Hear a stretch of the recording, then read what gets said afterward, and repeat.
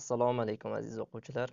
Bugun sizlar bilan birgalikda alkanlarning galogenli hosilalari, shuningdek radikallar izomeriyasi, alkanlarning fizikaviy va kimyoviy xossalari va shuningdek ba'zi vakillarining ishlatilinish sohalarini birgalikda ko'rib chiqamiz. Shuni eslatib o'tmoqchi edikki, ushbu mavzu ham organik kimyoni birinchi marta o'qiyotgan, fundamenti yo'q bo'lgan o'quvchilarimiz uchun oxirgi fundamental dars hisoblanadi. Ya'ni aytmoqchimizki, bundan oldingi 4 ta organik kimyoga bag'ishlangan video darslarimizni ko'rib kuzatib chiqqan bo'lsangiz, sizga ma'lumki, ushbu darslarni juda ham maydalab, g'ijjalab, organik kimyoni umuman o'qimagan, birinchi marta boshlagan o'quvchi ham tushunadigan darajada soddalashtirib o'tdik. Bugungi dars ham aynan shu tartibda, soddalashtirilgan tartibda olib boriladi. So'ngra keyingi darslar juda ham jadallashib ketadi inshaalloh.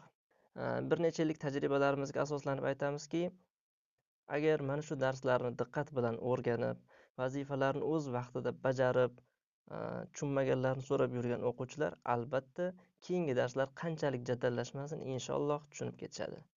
Agar siz tayyor bo'lsangiz, bugungi darsni boshladik. Xo'sh, alkanlarning galogenli hosalalari deyilganda nimalar tushuniladi? Jumlaga e'tibor qilsangiz, ushbu so'zni tushunish juda ham oson. Alkan tushunarli. Galogenli hosila deyilganda, alkanlarning galogen bilan hosil qilgan birikmalariga galogenli hosilalar deyiladi. Oson. Endi to'liqroq ta'rif berganda, alkan tarkibidagi bitta yoki bir nechta vodorod atomi o'rnini galogenlar egallashdan hosil bo'lgan birikmalarga galogenli hosilalar deyilar ekan.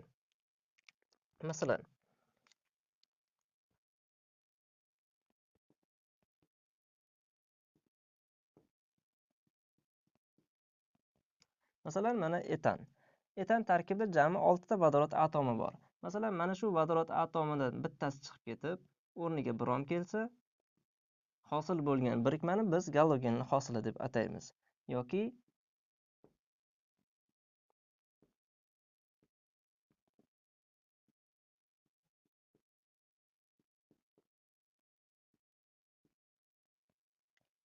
ikkita vodorod chiqib ketib, o'rniga ikkita brom kelsa ham, bu ham galogenli hosila hisoblanaveradi.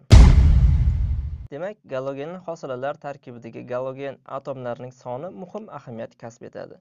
Shunga asosan galogenli hosilalar 3 ta katta toifaga bo'linadi: monogalogenli, digalogenli va poligalogenli.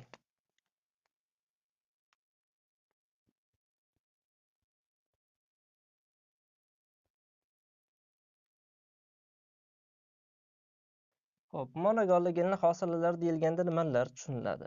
Agar galogenli hosila tarkibida bitta galogen bo'lsa, mono deyiladi. Ikkita bo'lsa, digalogenli hosila, 3 va undan ko'p bo'lsa, poligalogenli hosilalar deyiladi. Bizning asosiy maqsadimiz monogalogenli hosilalar bilan ayni vaqtda tanishib chiqamiz va ularning nomlanishini ko'rib chiqamiz. Monogalogenli hosilalarni nomlash uchun masalan e'tibor qiling.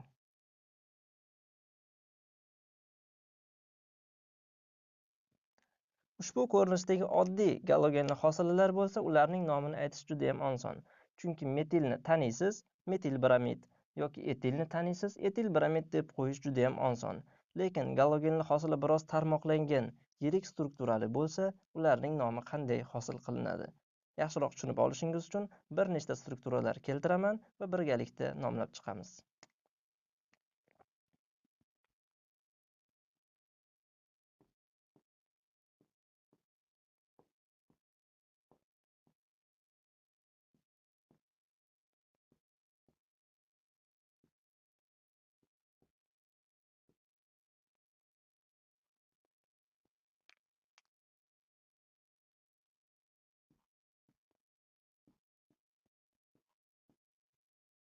Xo'sh, endi bu moddalarni nomlab chiqaylik.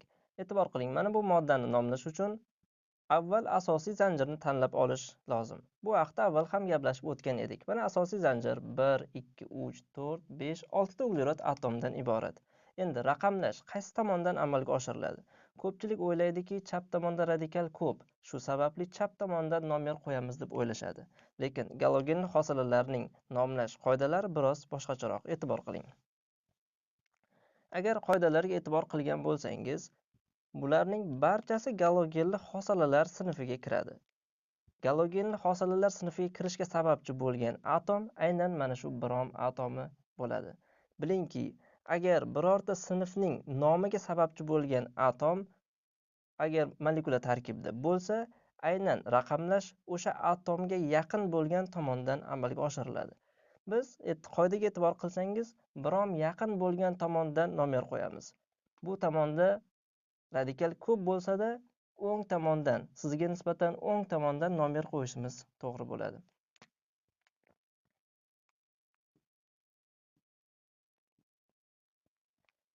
Shunga asosan bu moddaning nomi quyidagicha bo'ladi.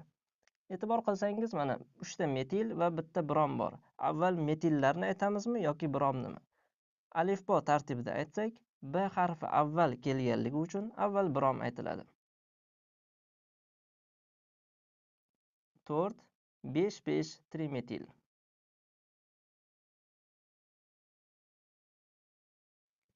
Asosiy zanjirda uglerod atomlar soni 6 ta bo'lganligi sababli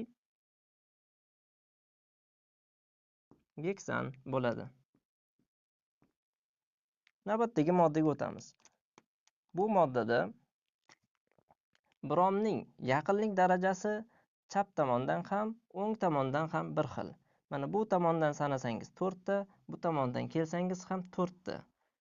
Bizga ham brom yaqin bo'lish kerak, ham radikal yaqin.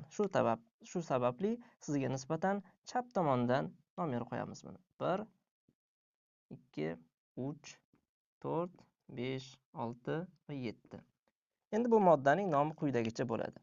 Avval odatdagidek brom aytiladi, chunki metildagi M harfiga nisbatan brom B'si oldin keladi alifbo tartibida.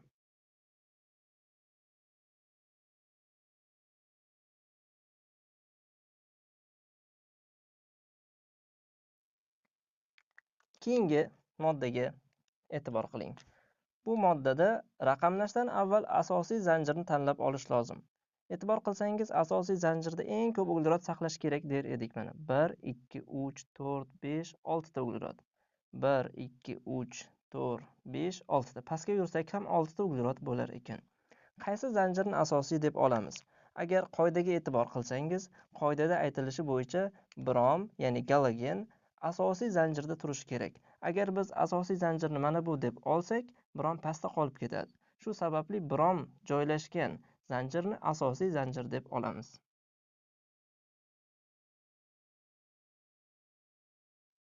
Mana asosiy zanjirni ko'rsatib o'tdik. Endi raqamlab olamiz. Brom tomondan nomer qo'yiladi. Bu birinchi uglerod atomi. Ushbu moddani nomlash uchun brom tomondan nomer qo'ygan edik. Avval bromni aytamiz. Mana 1 brom. So'ngra metil yoki izopropil. Izopropildagi I harfi avval kelganligi uchun alifbo tartibida 3 izopropil bo'ladi.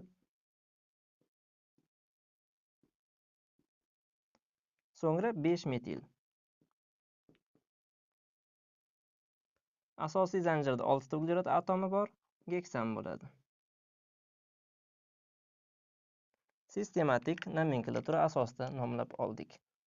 Agar ushbu moddalarning nomlanish tartibini tushungan bo'lsangiz, hoziroq ushbu moddalarni nomlang va video ostidagi izohlarda o'z fikrlaringizni qoldiring. Biz esa uning to'g'ri yoki xato ekanligini aytib, monogalogenli hosalalarning izomeriyasiga o'tamiz. Endi sizlar bilan birgalikda alkanlarning monogalogenli hosalalarida izomeriya hodisasini ko'rib chiqamiz. Yuqorida ta'kidlab o'tganimizdek, monogalogenli hosila deyilganda alkan tarkibidagi bitta vodorod o'rniga bitta galogenning kelishidan hosil bo'lgan birikmalarga aytilar edi. Ya'ni mana shu formula alkanlarning umumiy formulasi hisoblanadi. Hozir ko'rib turganingizdek 2n plus 2 ta vodorod bor. Shundan bitta vodorodni o'chirib, o'rniga galogenning kelishiga monogalogenli hosilaning hosil bo'lishi deymiz. Galogen deb yozib qo'ydik. Bu galogen, ftor, xlor, bromiyod va hokazo bo'lishi mumkin. Endi uglerod atomlar soni bitta bo'lganda CH3 brom, masalan, bromni namuna qilaylik. Ftor, xlor, brom, yod va hokazo farqi yo'q bo'laveradi. Keyingisi va hokazo shu tartibda uglerodlarni ko'paytirib bir nechta vakilini yozib qo'yamiz. Xo'p, ushbu formulalarni tushundingiz deb umid qilamiz. E'tibor qiling, ushbu ro'yxatga alkallarning monogalogenli hosilalarining gomologik qatori deb ataladi. Endi biz bu gomologik qator yoki boshqa ta'riflarni berish hozir aniq maqsad qilmadik. Bizning asosiy maqsadimiz izomeriya hodisasini kuzatib chiqish. Esingizda bo'lsa, alkallarning gomologik qatori bo'yicha 4-vakili, ya'ni butandan boshlab izomeriya hodisasi kuzatilar edi. Xo'sh, bularning gomologik qatorida qaysi bir vakilidan boshlab izomeriya hodisasi kuzatilar ekan? Shuni tekshirib ko'ramiz. Mana birinchi vakilida izomeriya hodisasi yo'qligi aniq. Chunki bir donagina uglerod bor, unga bromni qanday biriktirishingizning ahamiyati yo'q.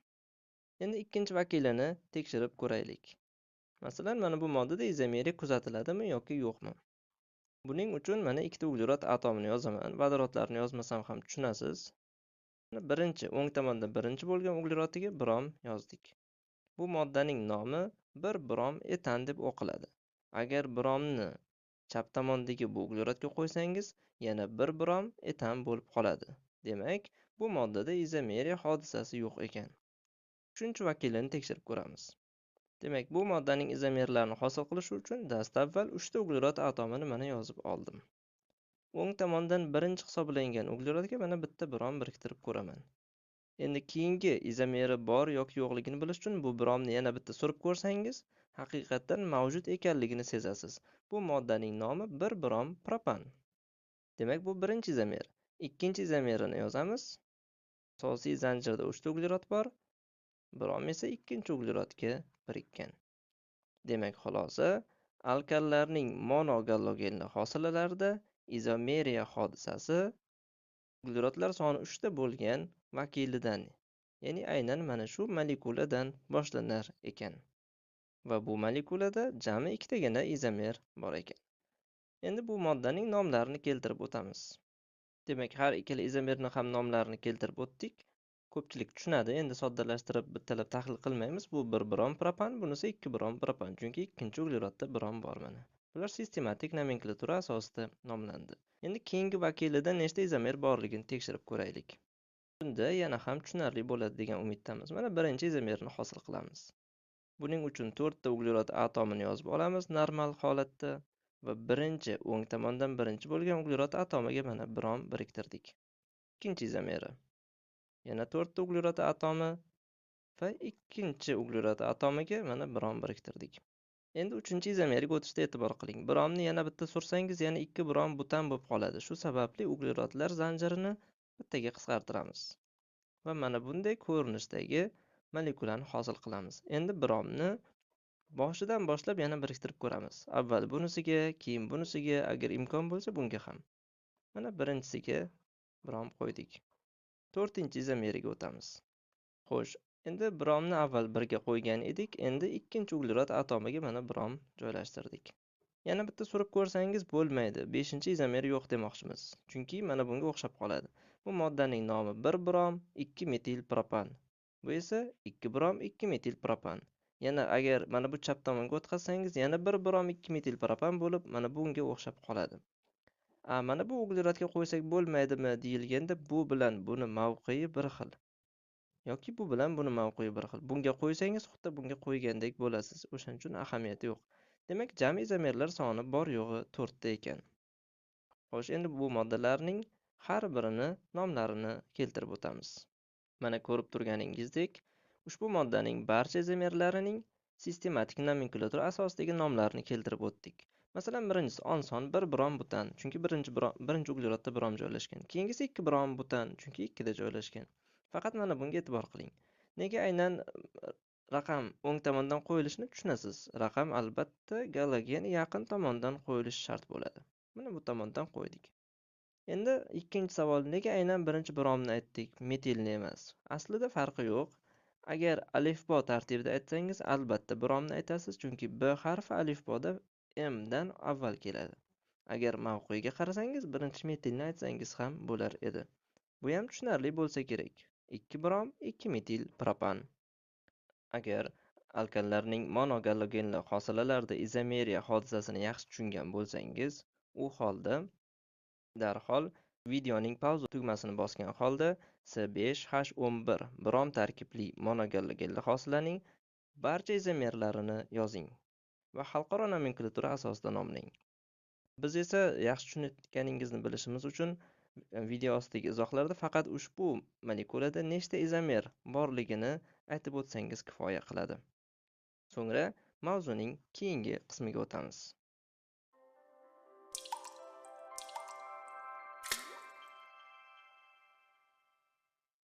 Agar yuqoridagi topshiriq savollariga to'liq javob berib bo'lgan bo'lsangiz, nimalarda xato qilganingizni bilishingiz va izomeriya hodisasini yanada yaxshiroq tushunishingiz uchun aynan o'sha moddaning barcha izomerlarini birma-bir yozib, birgalikda tahlil qilamiz. Izomer yozishning bir qancha oson usullari mavjud. Masalan, mana shu moddaning nechta izomeri borligini to'liq yozmasdan ham hisoblab topish mumkin edi. Masalan, diqqat qiling. Buning uchun nimalarga e'tibor berish kerak? Avval bromiga e'tibor qilmang-da, uglerodlar soniga e'tibor qiling.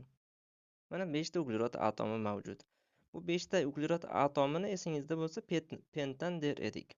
Pentanda nechta izomeri mavjud edi? Albatta 3 ta.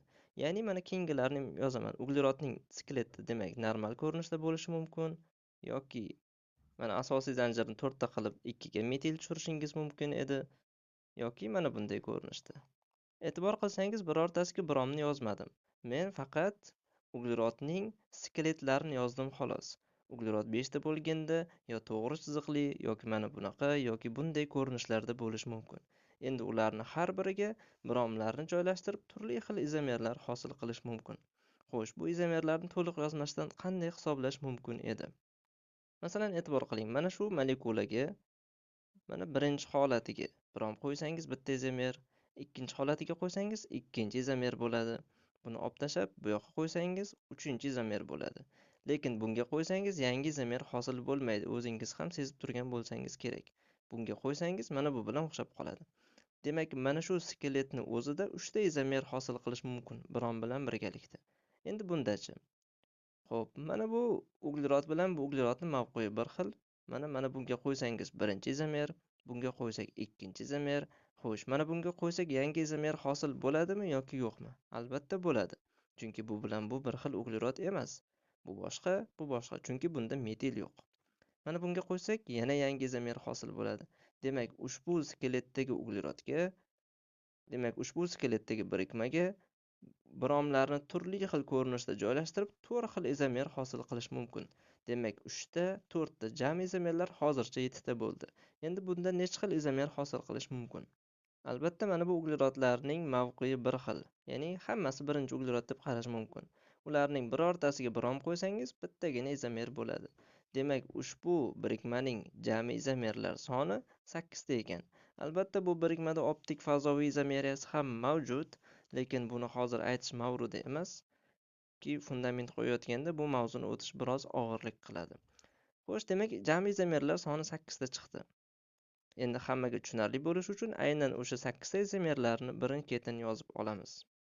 Demak, birinchi izomerni yozamiz. Birinchi uglerodga brom birikkan holati.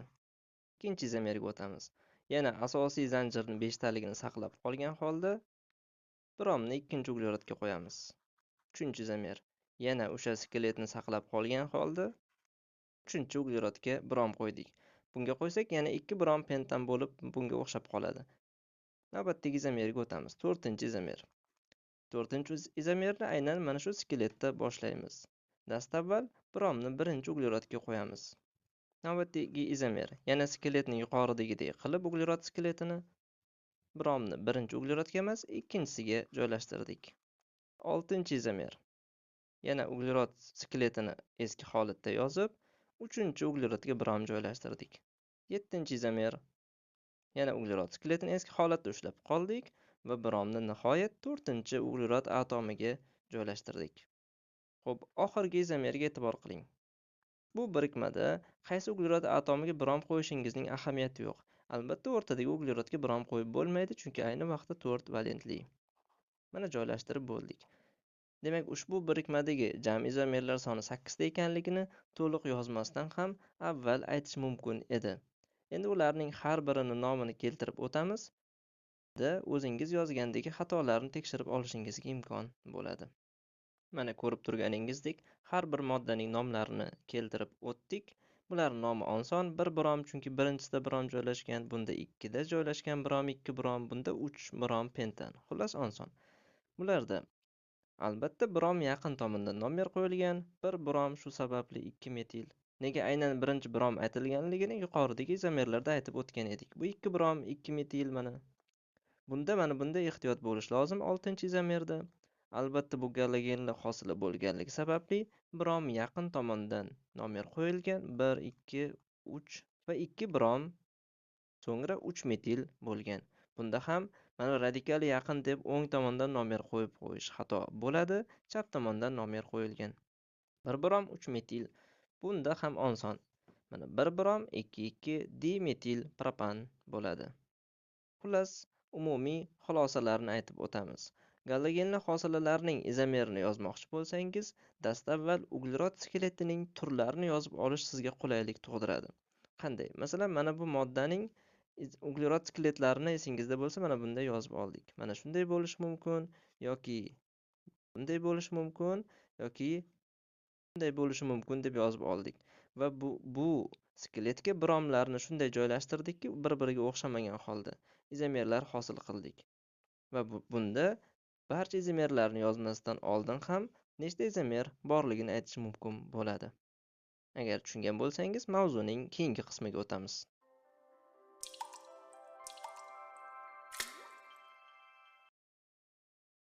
Biz siz bilan yuqorida mono galogenli hosilalarning nomlanishini va izomeriyalarni batafsil ko'rib chiqdik. Endi navbat digalogenli hosilalarga. Xo'p, digalogenli hosilalarning eng sodda vakili bu albatta metan tarkibidagi ikkita vodorod atomi chiqib ketib, o'rniga ikkita galogen kelishidan hosil bo'lgan birikmadir. Masalan,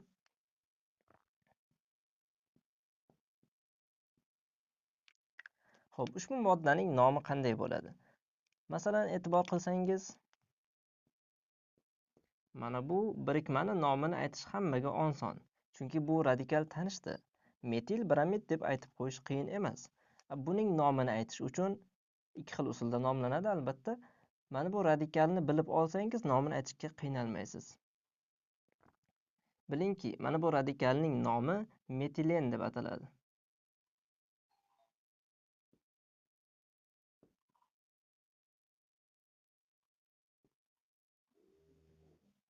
Demak, metilen bromid bo'ldi. Xullas, mana bu radikal metilen deb aytdik, eslab qolasiz. Xo'p, bundan tashqari bu moddaning yana boshqa toifadagi nomi mavjud. Metanga ikkita brom birikib turibdi, ya'ni dimetil metan, trimetil metan degandek, dibrom metan deb aytish ham mumkin.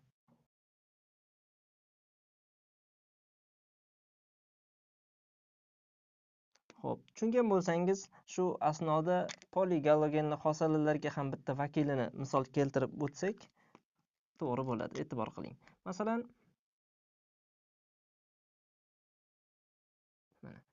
mana bu vakil nega aynan poliga kiradi deyilganda tushundingizki, galogenlar soni 3 ta, ikkitadan ko'p. Xo'p, bu moddaning nomi qanday aytiladi? Bu moddaning nomi dibrom metan deyilgandek, bu ham trixlor metan deyish mumkin.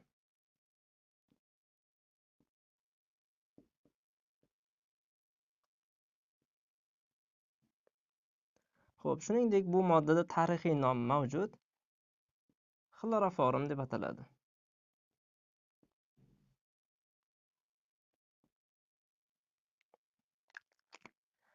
Xo'p, mana bu nomlarni eslab, yodlab qolishingiz lozim bo'ladi.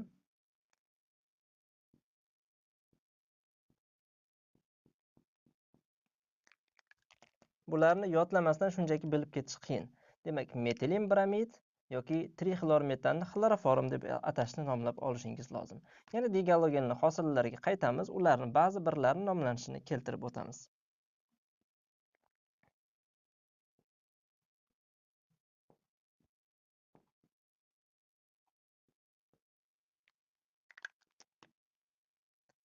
Xo'p, e'tibor qilsangiz, ushbu moddaning nomi qanday aytilishini tushungan bo'lsangiz ham kerak. Galogen yaqin tomondan nomer qo'yamiz. Mana galogen bu tomondan yaqin.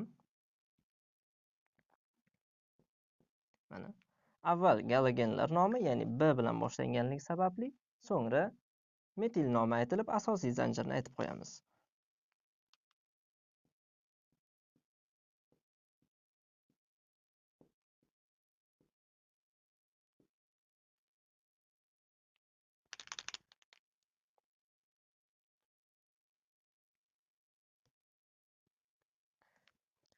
Demak, digalogenli hosilalar ham xuddi monogalogenli hosilalarga o'xshab, asosiy zanjirda galogen saqlashligi shart, galogen yaqin tomondan nomer qo'yiladi va mana shu tartibda nomlanadi.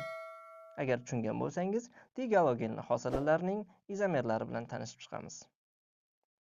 Endi sizlar bilan birgalikda alkallarning digalogenli hosilalarida izomeriya hodisasini ko'rib chiqamiz. Bundan avval digalogenli hosila o'zi nima ekanligini yana bir bor eslatib o'tamiz. Alkan tarkibidagi ikkita vodorod atomi o'rnini istalgan galogen olishi natijasida hosil bo'lgan birikmalarga alkallarning digalogenli hosilalari deyilar edi. Buni yuqorida ham aytib o'tdik. Bunga asosan uglerodlar soni bitta bo'lganda H2 brom 2 bo'ladi va hokazo bir nechta vakilini yozib olamiz.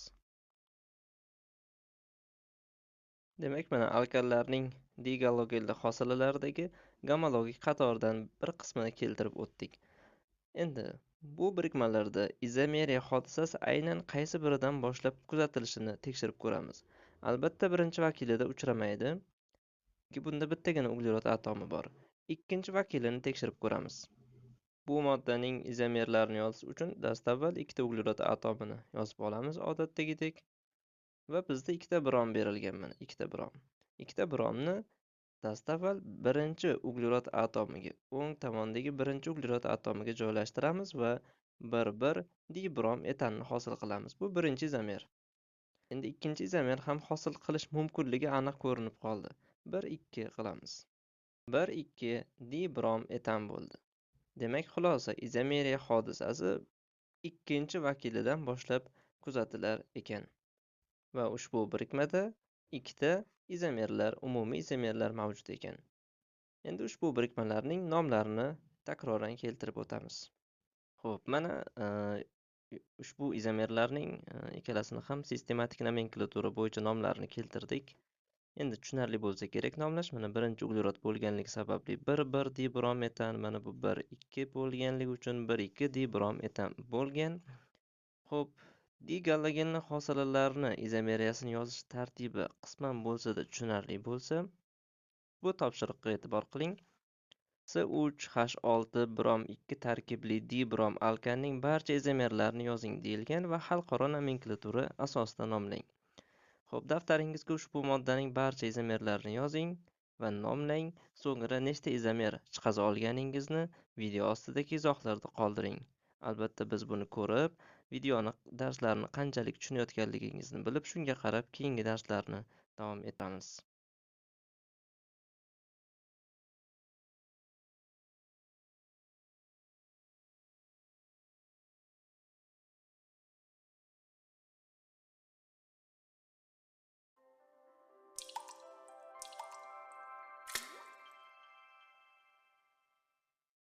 Biroz avval sizlarga ushbu moddaning barcha izomerlarini yozing deb topshiriq bergan edik.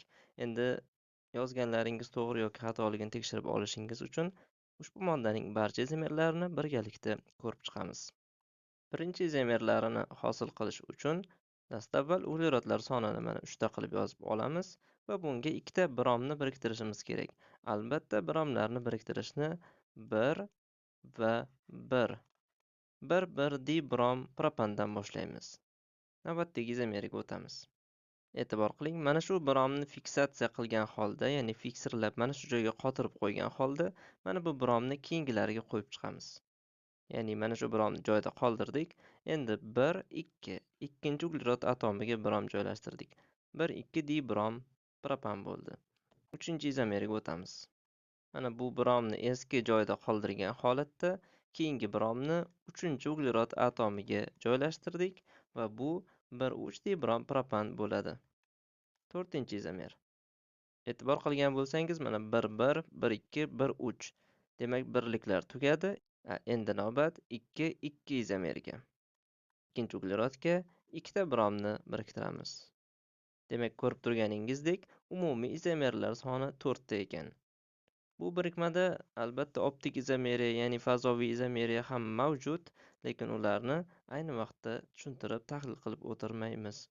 Yuqorida bu moddalarning nomlarini aytib o'tgan bo'lsak-da, yana yozma ko'rinishda bir eslatib o'tamiz. Xo'p, mana qadrli o'quvchilar, izomerlarning nomlarini ham keltirib o'tdik. Digalogenli hosilalarga taalluqli bo'lgan umumiy tushunchalar tugadi. Uyda ushbu moddalarning ham barcha izomerlarini yozib, ko'nikmalaringizni oshirib olishingiz tavsiya qilinadi. Agar tushungan bo'lsangiz, navbatdagi fundamental tushunchalarga o'tamiz.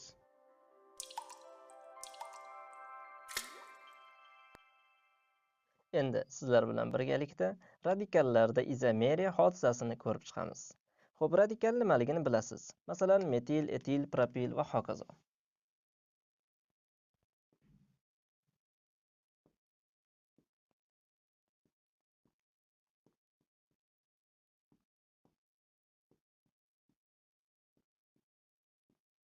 Va hokazo. Mana metil, etil, propil, butil, pentil va hokazo. Endi bularda izomeriya hodisasini ko'rib chiqishdan qanday manfaatlar bor? E'tibor qilib tursangiz tushunib olasiz. Metilda izomer bormi desa, yo'q deysiz. Chunki metilmi metil, boshqacha variant yo'q. Etilda ham izomeri yo'q. Etilmi etil deysiz. Bundachi? Bunda albatta bor. Mana buni ko'rganda siz propilmikan, izopropilmikan deb o'ylaysiz. Ya'ni ikkita izomeri bor. Demak, bu radikalda ikkita izomer mavjud. Propil, izopropil. Bunda nechta izomer bor? O'ylab ko'ringchi. Biz ushbu tarkibli radikalni yozganda 4 ta izomer yozib bergan edik avvalgi darslarimizda. Butil, izobutil, ikkilamchi va uchlamchi butillar. Jami 4 ta izomer mavjud ekan. Keyingisida esa 8 ta izomer bor. Bu 8 qayoqdan kelganligini yana bir tahlil qilib o'tamiz inshaalloh. Demak, izomerlar sonini ko'rdingiz. Bu raqamlarni 2, 4, 8 ni yodlab olishingiz lozim. Xo'p, yodlasangiz sizga qanday manfaatlar bo'ladi? E'tibor qiling. Shunday bo'ladiki, hali keyingi darslarda o'tadigan sinf vakillari, siklalkallar, alkillar, spirtlar va hokazo hamma karbon kislota aldegid farqi yo'q. O'sha mavzularga kelganda izomerlar soni so'ralganda yozmasdan xayolda hisoblab aytish imkonini beradi. Masalan, bitta namuna keltiraman. Yaqinda siz bilan monogalogenli hosilalarni o'tganimizda mana bu moddaning izomerlar sonini yozib ayting degan edik topshiriq sifatida. Ko'pchilik 8 ta ekanligini topgan edi. Lekin mana buni yodlaganlar yozib o'tirmasdan 8 taligini ayta oladi. Chunki biladi, C5H11 tarkibli radikalda izomerlar soni 8 ta. Endi yoki masalan mana bu holatga e'tibor qiling. Tarkibda OH bo'lsa spirt deyiladi. Ushbu spirtning izomerlar soni nechta deyilsa, yozib o'tirmasdan, o'ylab o'tirmasdan 8 ta desangiz ham bo'ladi. Yoki e'tibor qiling.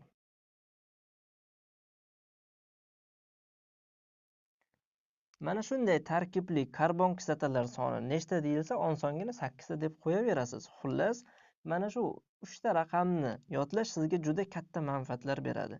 Yodlab qo'yasiz degan umiddaman. Sababini tushundingiz. Endi yodlayotganlaringizni tushunib yodlasangiz yana oson bo'ladi. Bu 8 raqami qayerdan keldi, bu 4, bu 2 qayerdan kelganligini batafsil ko'rib yodlashingizga imkon qilib beramiz.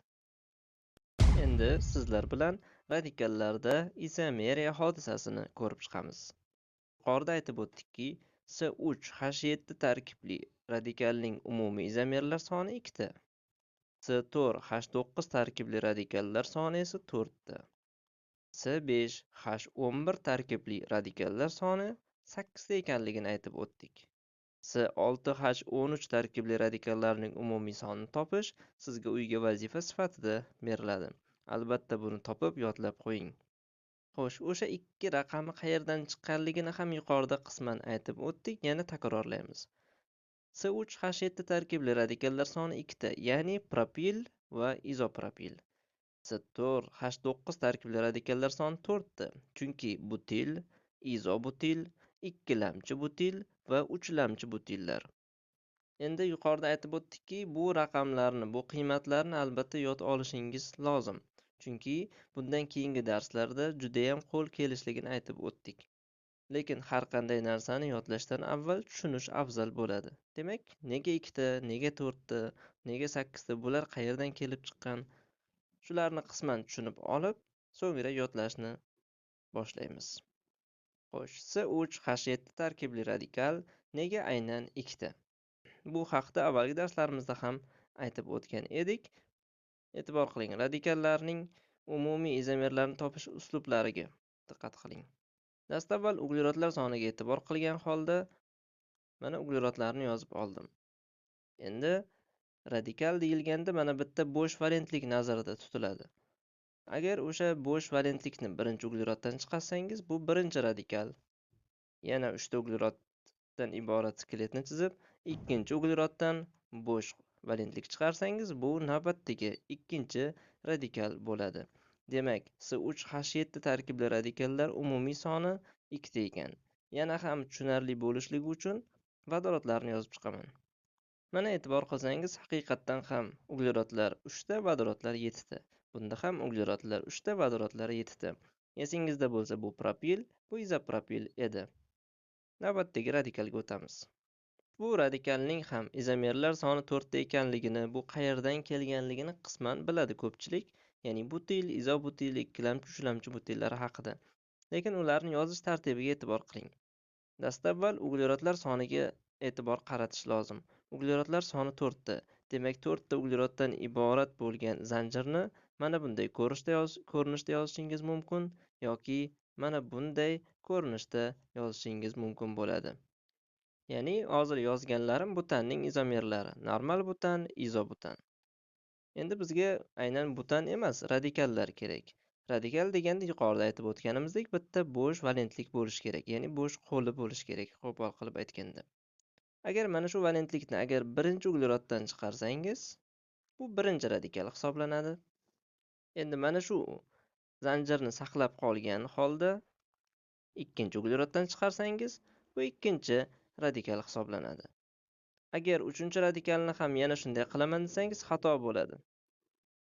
Mana bundan qo'l chiqarsangiz, eskisiga, ya'ni bundan avvalgiga o'xshab qoladi. Shu sababli ushbu skeletli izomerlar soni 2 ta ekan. Endi bunday skeletli bo'lgan izomerlar soni qanchaligini ko'rib chiqamiz. 3-chi izomer hisoblanadi. Qachonki mana bu birinchi ugleroddan bitta bo'sh valentlik chiqarsak. 4-chi izomerni hosil qilish uchun yana aynan mana shu skeletni qayta chizib oldik. Va mana bu bo'sh valentlikni endi o'rtadagi ugleroddan chiqaramiz.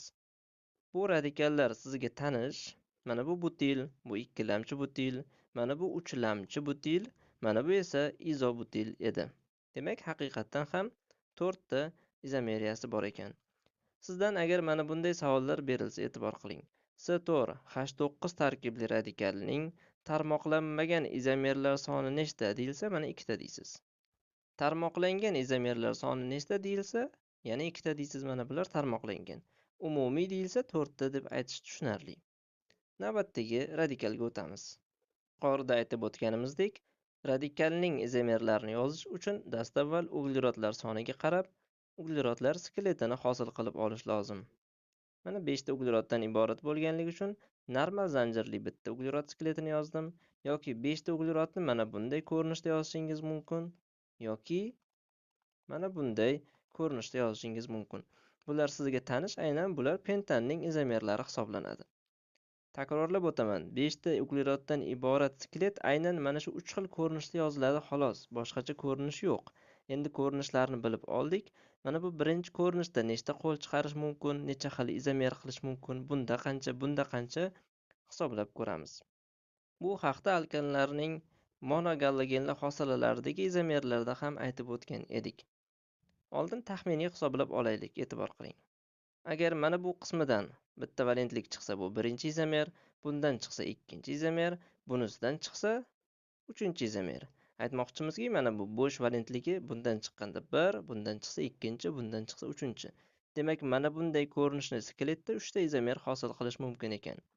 Bunda esa bundan chiqsa birinchi izomer, 2, 3, 4. Bunda 4 xil izomer hosil qilish mumkin. Bunda esa faqat bir xil. Endi qo'shib ko'ramiz. 3 ta, 4 ta va 1 ta. Jami 8 ta mana. 8 ta izomer hosil qilar ekan. Bu ma'lumotlar hammaga tushunarli bo'lishi uchun batafsil yozib chiqamiz. Demak, birinchi izomeri. Mana birinchi ugleroddan bo'sh valentlik chiqqan holati.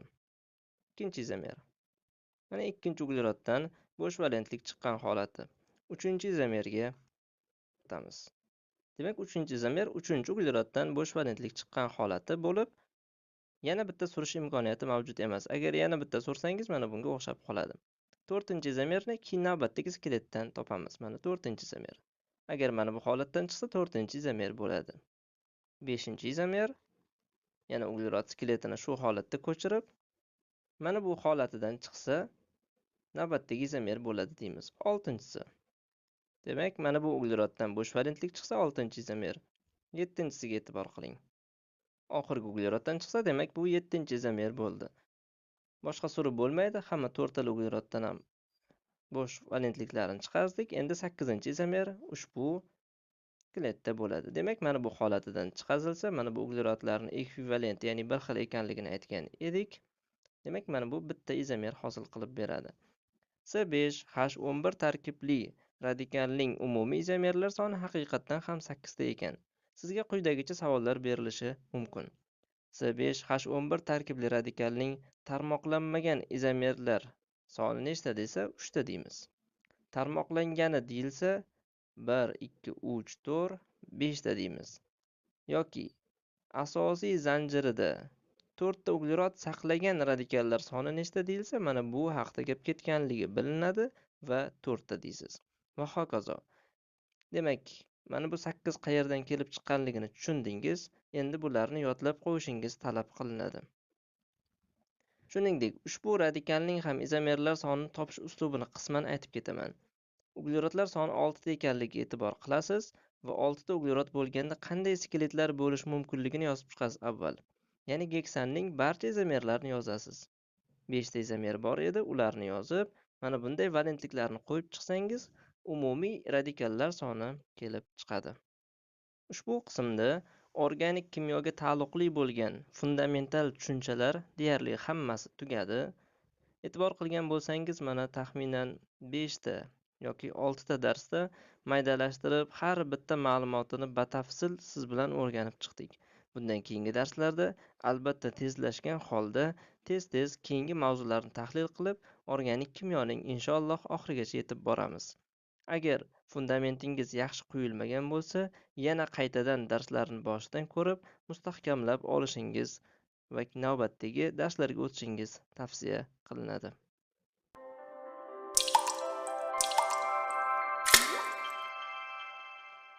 Xo'p, endi sizlar bilan alkanlarning fizikaviy xossalari bilan tanishib chiqamiz. Alkanlarning fizikaviy xossalari deyilganda nima tushuniladi? Alkanlar gazmi, suyuqmi, qattiqmi?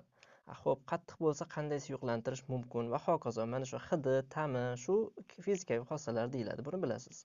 Xo'p, alkanlarning fizikaviy xossalariga e'tibor qiling. Alkanlarning dastlabki 4 ta vakili, ya'ni metan, etan, propan va butan bular gazlar hisoblanadi.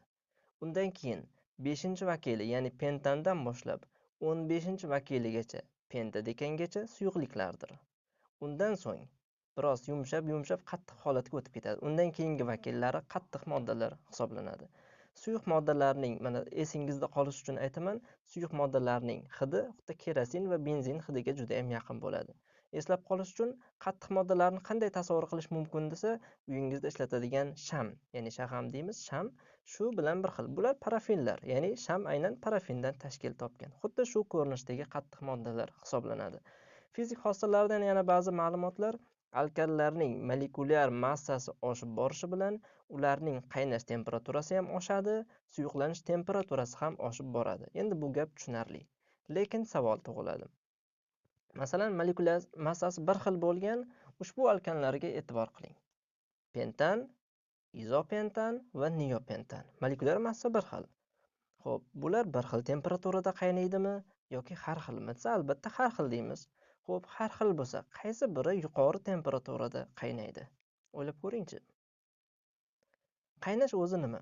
Qaynash deyilganda ko'pchilikka savol berilganda aytadiki, bu bog'larning uzilishi deydi.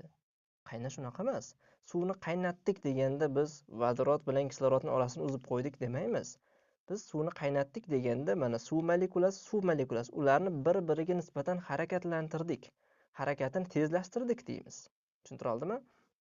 Xullas e'tibor qiling, qaynatish bu ikkita yonma-yon turgan qo'shni molekulalarni bir-biriga nisbatan harakatini tezlashtirishdir. Xo'p, bularni qaysi birini qaynatish oson? Bunga tasavvur qilishingiz uchun mana bitta namuna aytaman. Masalan, tasavvur qiling, uzun arqon ushlab olgansiz. Uzun, mana 10 metr uzun arqon bo'lsin. Bu arqonni agar 10 metrlik ikkita arqon, mana ikkita qo'shni molekularni harakatlantirmoqchimiz. Agar bu arqonlarni harakatlantirmoqchi bo'lsangiz, 10 metr bo'lsa juda ham qiynalasiz. Endi nima qilasiz? Bitta arqonni oldingiz, kesib, ulab tarmoqlantirib chiqdingiz. Taxminan 1 metr, 2 metr bo'lib qoldi. Uzun 10 metr edi. Tarmoqlantirgandan keyin kalta bo'lib qoldi. Bunisi ham kalta. Endi ikkalasini harakatlantirish sezib turibsizki oson. Xullas, qancha tarmoqlansa, shuncha qaynatish oson bo'ladi. Xulosa, pentan qaynatish qiyin, yuqori temperatura, izopentan biroz past, neopentan eng past temperaturada qaynaydi. Xullas, molekulyar massasi bir xil bo'lgan alkanlar mana shu tariqa solishtiriladi. Endi bu ma'lumot kitobingizda darslikda keltirilmagan, lekin boshqa mavzularda aynan shunaqa ma'lumotlar borligi sababli, shuningdek ushbu darsimiz fundamental dars bo'lganligi uchun darsni boshida aytib ketishni joiz deb topdik.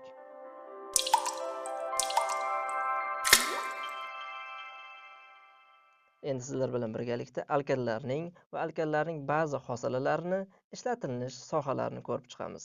Mana e'tibor qiling. Alkanlarning birinchi vakili bo'lgan metan eng ko'p miqdorda ishlatilinadi. Bilasizki, uyda ishlatadigan oqova, ya'ni tabiiy gazimiz tarkibining asosiy qismini metan tashkil qiladi. Bundan tashqari, metandan sintez gaz olinadi yoki qora kuya olinadi. Bu sintez gaz o'z nomidan bilinadiki, sintez gazdan juda ham ko'p xildagi organik moddalarni sintez qilish mumkin. Mana ikkita reaksiyasi keltirilgan. Mana shu ikkita reaksiyani yaxshilab yozib, yodlab olasiz. Faqat bu reaksiyalarni emas, butun boshli ma'lumotni hammasini yozib, daftaringizga yodlab qo'yishingiz tavsiya qilinadi. Katalizatorlar bilan yozib yodlab oling. Xo'p, endi navbatdagi alkanlarning xosalasiga e'tibor qiling. Masalan, metil xlorid. Sovutish inshootlarida foydalanadi deyilgan, endi bu tushunarli. Undan keyingisi metilen xlorid. Bu haqda avval aytgan edik, nomini aytish bo'yicha. Metilen xlorid juda yaxshi erituvchi hisoblanadi. Aynan metilen xlorid emas, metil xlorid ham, metilen xlorid ham, uning pastida turgan xloroform ham yaxshi erituvchilardir. Bular organik kimyoda, organika sohasida juda ham ko'p miqdorda erituvchi sifatida ishlatilinadi. Bundan keyingi vakili xloroform, trixlor metan yoki xloroform. Bu modda narkoz sifatida ishlatilinadi deb yozilgan. Ishlatilar edi to'g'rirog'i. Endi esingizda qolish uchun aytaman, ko'pchilik mana sevib tomosha qiladigan ruslar tomonidan ishlangan Operatsiya I filmi bor. Shunda ko'rgan bo'lsangiz, yarim tunda kutubxona so'rashadi-ku, dastro'molchasini qo'yib kutubxona bilmaysizmi kutubxona qayerda deb. Shunda hushidan ketib qolganda aynan xloroform ishlatilganini guvohi bo'lishingiz mumkin. Lekin filmda biroz bo'rttirilgan. Sababi xloroform bunday ochiq holatda ishlatib bo'lmaydi. Xloroformning tarkibini mana ko'rdingiz.